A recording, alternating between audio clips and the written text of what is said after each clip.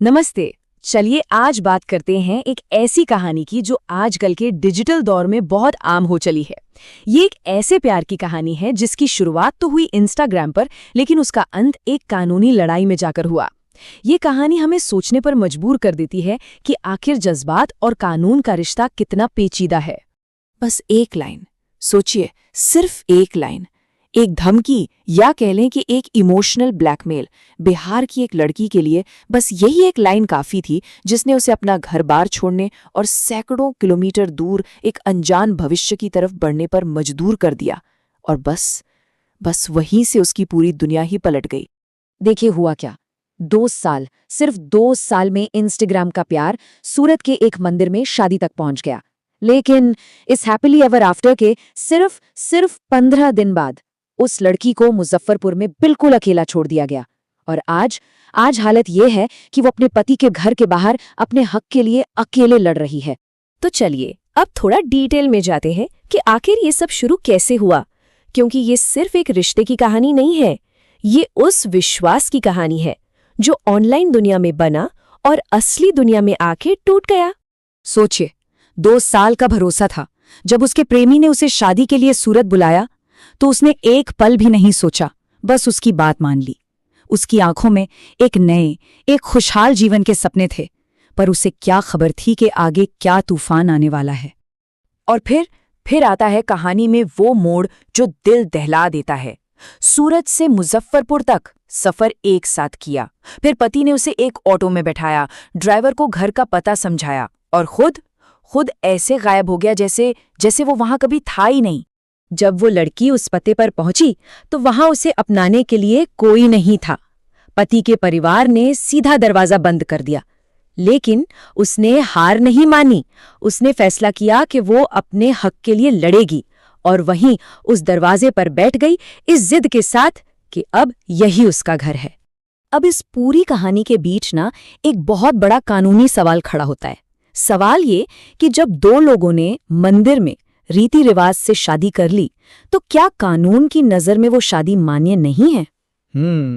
चलिए इसी कानूनी गुत्थी को सुलझाते हैं। तो अब आते हैं इस कहानी के सबसे जरूरी कानूनी पहलू पर। क्या मंदिर में की गई शादी कानूनी तौर पर मान्य है? आइए सेरेमनी और रजिस्ट्रेशन के बीच का जो ये फर्क है उसे समझते हैं। देखिए, कानून तो साफ कहता है कि अगर हिंदू रीति रिवाज से, जैसे सप्तपदी यानी 7 फेरे लेकर शादी की गई है, तो वो पूरी तरह से वैध है। मतलब सिर्फ समारोह के आधार पर ही शादी को कानूनी माना जाता है। तो फिर सवाल उठता है कि रजिस्ट्रेशन जरूरी क्यों है?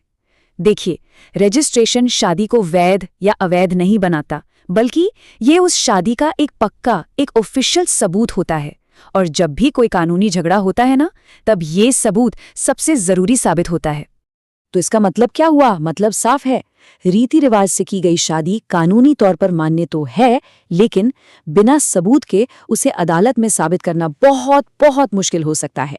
वहीं दूसरी तरफ एक रजिस्टर्ड शादी आपको एक सरकारी सर्टिफिकेट देती है, जो आपकी शादी का सबसे ठोस, जिसे कहते हैं रॉक सॉलिड प्रूफ होता है। चलिए अब इस कहानी के अगले हिस्से पर चलते हैं। पति का अपनी पत्नी को इस तरह छोड़कर चले जाना, इसको कानून किस नजर से देखता है?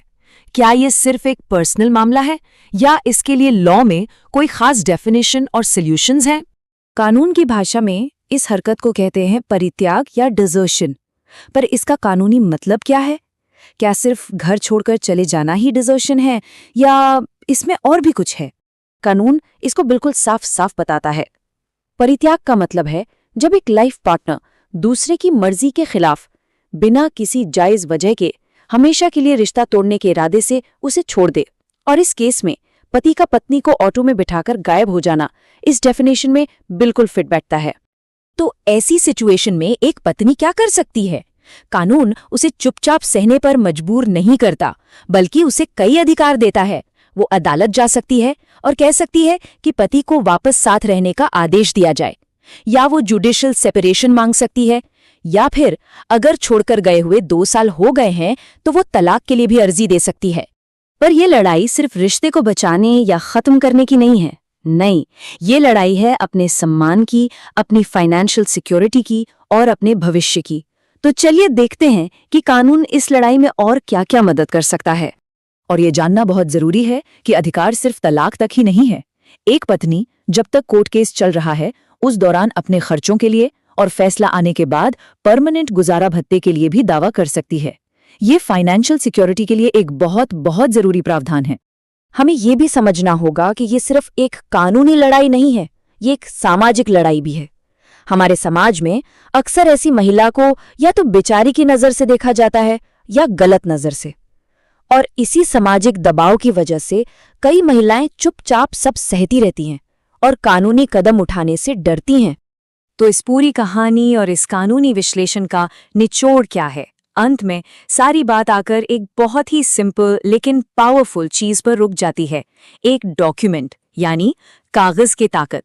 ये जो डॉक्यूमेंट है, एक मैरिज सर्टिफिकेट, ये सिर्फ एक कागज का टुकड़ा नहीं है, ये एक कानूनी सुरक्षा कवच है। ये सामाजिक सुरक्षा देता है, आत्मविश्वास देता है और इस बात का पक्का सबूत है कि आपका रिश्ता कानून की नज़र में मौजूद है। तो इससे सीख क्या मिलती है? सीख यही है कि रजिस्ट्रेशन आपके पर्सनल वचन को एक कानूनी रूप से सुरक्षित दर्जे में बदल देता है। ये प्यार या भरोसे की जगह नहीं ले सकता, बिल्कुल नहीं, लेकिन जब भरोसा टूटता है तो यही कागज आपके अधिकारों की सबसे बड़ी ढाल बनता है।